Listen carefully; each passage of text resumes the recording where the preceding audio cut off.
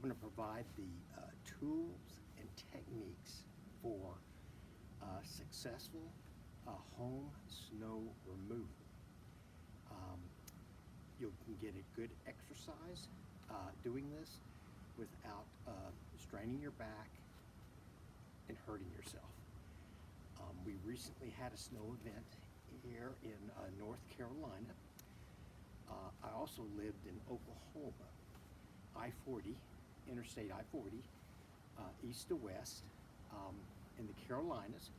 The temperature here is more temperate, but we still get snow events as we just had. And Oklahoma, the temperature range is more extreme, but the things I'm going to show you here are applicable to both types of area. The thing that's important to recognize is the freeze line is I-40 pretty much. North it stays frozen, south it doesn't really freeze. So what that means is that during the day, temperature rises, things tend to melt, and at night when you have these weather events, everything refreezes. So you go through that thaw freeze cycle, which then causes snow removal to be really tough. So the first thing and the most important thing is if you can get the snow removed off of your sidewalks and your driveway right after the snow has fallen and stopped, that's the best time. And get it before it freezes that initial freeze, because once it does that, the removal is harder. With this event, the snow stopped falling at 11:30 a.m. So I looked at the radar. I use the NOAA, National Oceanic, whatever. I look at the radar and I look at the forecast, see what the temperature is going to be, and make my decisions based on that. So in this case, I decided at 11:30 a.m. or p.m. to begin the process, and it was more of a push the snow out, and then towards the morning hours, the temperature was so below zero for that window of a couple of days that everything froze, right? Makes it so much harder. So first of all, I'm going to start with the clothing. So I'm going to go from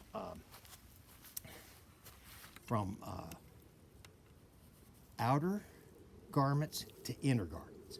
So I dress in layers because as you warm up, you want to shed a layer.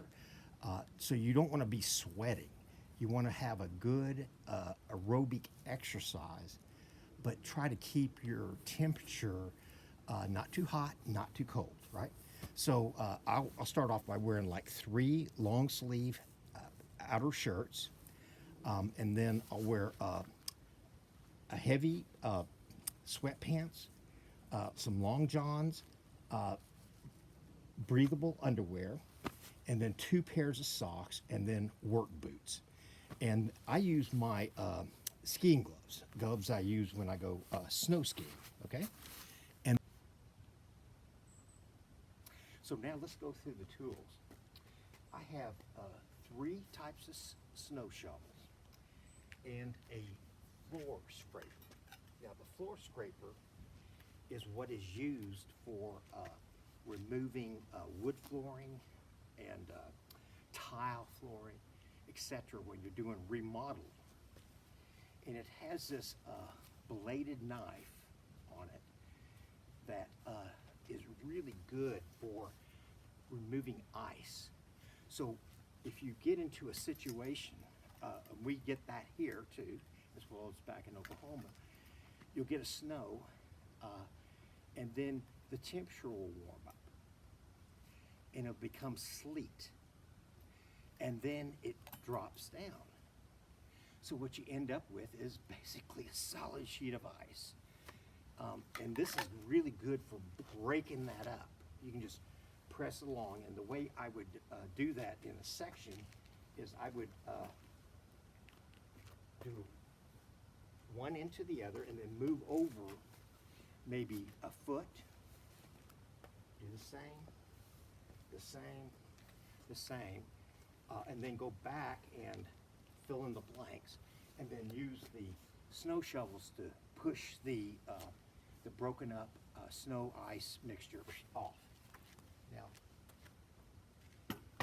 the value proposition of a long handle is that you're not using your back, you know, because you get a lot of leverage here because, you know, just physics, you know. And so this is kind of a tool that you can go, and it gives you a real easy throw. And the reason you want to throw the snow away from your sidewalk or driveway is because you get those little mountains built up. If you push it right to the edge, then what you're going to have is you're going to have basically a mountain of snow. And so as it goes through that thaw-freeze cycle, it'll run out as water onto your driveway, sidewalk, and then it'll refreeze. So you're kind of defeating your purpose of the original removal. Plus, as it melts, you get a consistent melt, and you won't have these big, channels of mounds of stuff. Now, why do I have two? Well, this one is if you have like really deep snow. And if you notice, it's got a scoop design with this scallop shape here. So if you had like a like 3 or 4 or 5 inch depth or even higher snow, you go in and then you push down, and then you just control it, and you can use it like, and you can move it easily 20, 30, 40 feet. And as you're moving it, as you get to your destination, then you can just, like that. It's like crack the whip, the child game crack the whip. You have each kid holding, interlocking arms, and you go in a circle, and the person on the outside is, whoa, same principle. But the point is, you get toss it out. Now, if you're lucky, and again, this is the what happened in our event 2 days ago, 11:30 at night. Well, heck, I want to go to bed like anybody else, but I save myself hours by just going out and removing the snow from my driveway and my sidewalks. I live on a hill. I mean, I'm on the top of the hill. Driveway goes down to the street. It's about a 30-foot drop in total. So, hey, ice, snow on driveway, no good. Plus, my driveway is on the north side of my house. So in the winter, the sun is going to track lower in the horizon, but it's basically going to go east to west, but it's going to go pretty much south on the southern part of the house. And so if you don't have that direct sun coming down, your house shadow will keep that snow and ice from melting. And so it can last for literally 2 or 3 days after everything else is melted off. So you almost have to get that removed when your driveway is, I would say driveway is on the north side of your property. And also in my case, I had a neighbor that has some health problems, and so and his wife is a realtor, and so I try to help them, so I want to get their driveway also cleaned off. And so, you know, uh, to have good neighbors, be a good neighbor, right? So back to my final point is I was able to use this big scoop, which is about 3 feet, and it's basically a push.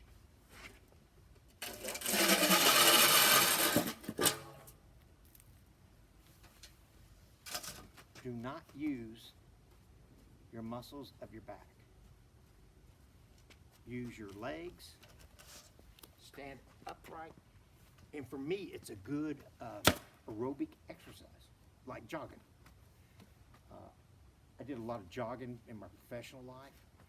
It's just something that was good to, you know, you could always, tennis shoes, you get out and run and get a good workout. No, without, but you could always do it, jogging, right? So with our snow event, I used this big shovel to get the main part accomplished.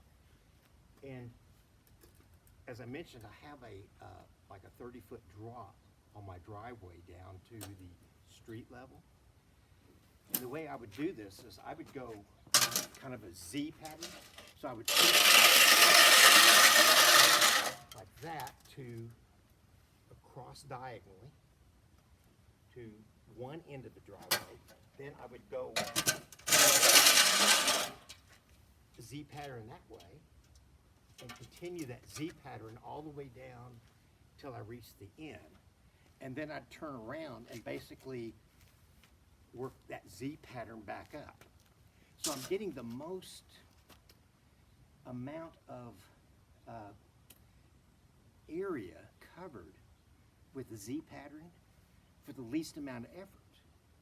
Now, clearly, it's the depth of the snow. The deeper the snow, the shorter you can push this and still get the effect of not having to lift it and carry it and dump it. The idea is you take it all the way to the end and then you just push it to the edge, right?